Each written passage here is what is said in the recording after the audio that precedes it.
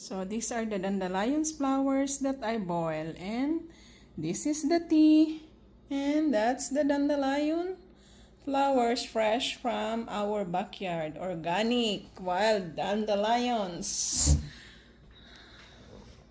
So again guys, I just wanna show you the dandelions. Here are the dandelions plants. So that's the plants. This is the leaves of dandelions, and these are the flowers. Some flowers, the big flowers, doesn't come out yet because it's only 12:30 noon time.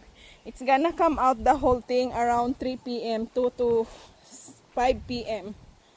So some are, this one, it's nice and big flowers, like this one also. See that? But the rest, like half of it, 50% doesn't open yet the flowers. So these are the dandelions plants, guys. See? So I'm just gonna pick 12 pieces and I'm gonna boil it.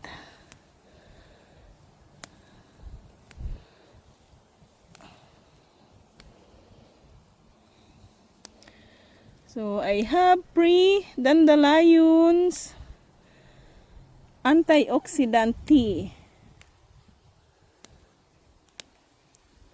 So I'm gonna boil it for my tea. See, it's all beautiful, beautiful colors of dandelions here.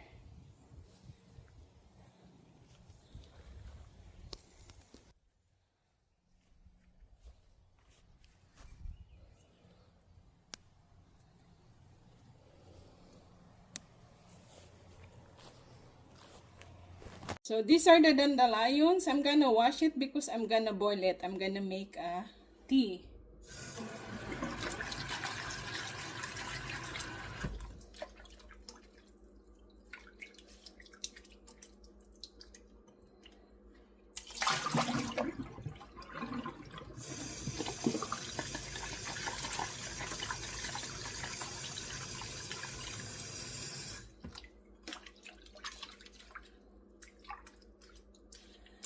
So 10 to 12 pieces of dandelions, 1 cup of water. You're gonna boil it medium heat to very low heat, guys, to save the nutrients of dandelions.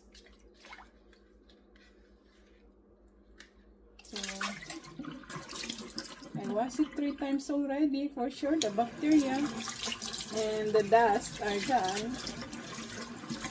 Or if you don't want to boil it, you just boil water and then pour it. But I did that the other day, but today I'm gonna boil it. Here.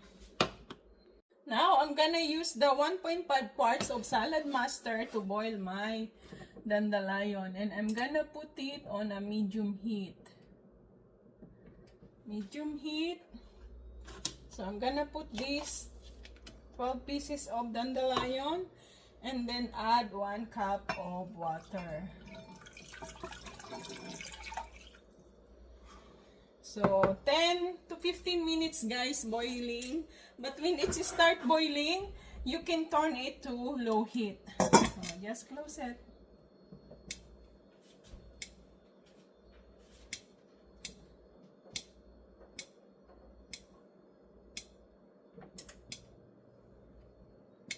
The dandelions is boiling right now. So I put only in number 1. It means low heat. If you put this like that, so it's really very low heat. So it's boiling already after 3 minutes. So this is the Bepo bulb. When it's clicking, it means it's boiling. So wait another 5 minutes boiling, guys. Then the dandelion tea is ready. Now the 5 minutes are done. So let's check it out. That's the dandelion color.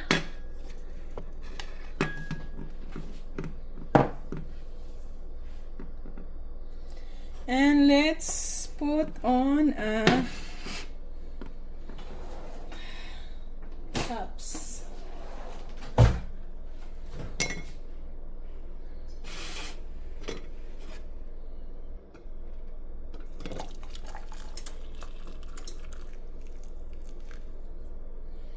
It's still same, exactly what it is.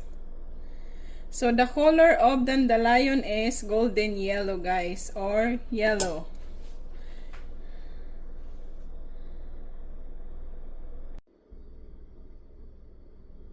Yeah, it's still the smells of dandelion is like tayangaw, guys, in our language in Bicol, but I don't know in Tagalog. That's the stinky insects, that's the smells. You can smell in dandelion. But the taste,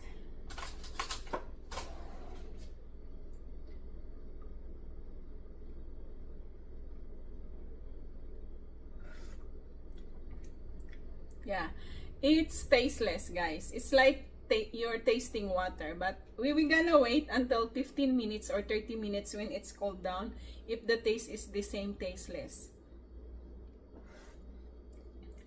But you can still smell the smell of you don't like the smell, but it's okay. It's not that very strong, the stinks smells. Even this one, the one that you boil it, is still there's a smell on it. So let's enjoy the tea, guys.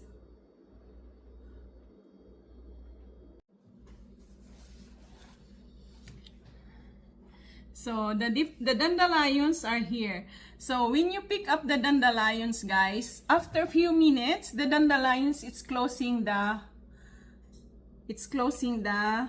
flowers. As you can see on the video here. See, guys, some are still open. Even you put in the water, it's closing. At night time, all the dandelions flowers are gone. It's closed. But on daytime, starting at 10 a.m., it is started opening slowly the flower. So right now it's only 12, almost 1 p.m. But some 50% of dandelions, the flowers are still closed. It start opening slowly. At 3 p.m. all the flowers are gonna be open when the sunlight are on when the sunlight get by the dandelion's flowers. So this is the tea, guys. So see, dandelion's flowers tea. Enjoy. If you're gonna drink dandelion tea, don't smell it. You won't like the smell. But if you like the strong smell, it's fine, guys. You know, sometimes human body odor is stinkier than the lion's. Bato-bato sa langit, ang tamaan, wag magalit. I'm just telling the truth, guys. So don't be mad at me. Of course, when you sweat, you're gonna stinky. So body odor, human body odor is stinkier than the lion's. It's very safe, guys. Let's enjoy the tea. See? So the color is golden yellow of dandelion.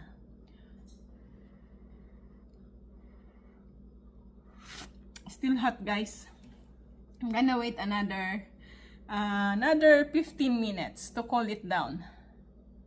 So thank you, guys, for watching. Bye-bye. God bless us all. Thank you. Have a nice day, everyone. Here is the real dandelion, fresh dandelion tea. The color is golden color.